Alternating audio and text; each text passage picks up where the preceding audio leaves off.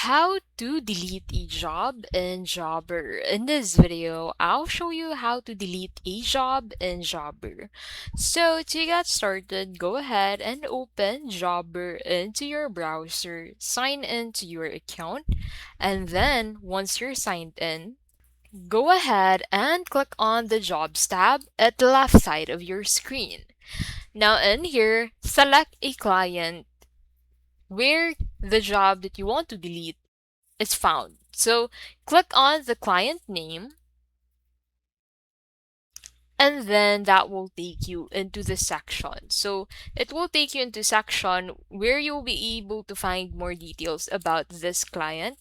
And then click on the edit button at the top right at the left side of the more actions. And that will allow you to edit this job.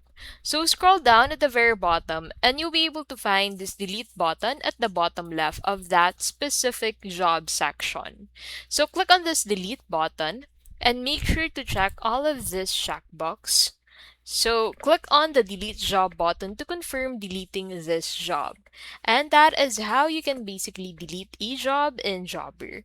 If this video was helpful, please don't forget to give this video a like and subscribe for more videos like this.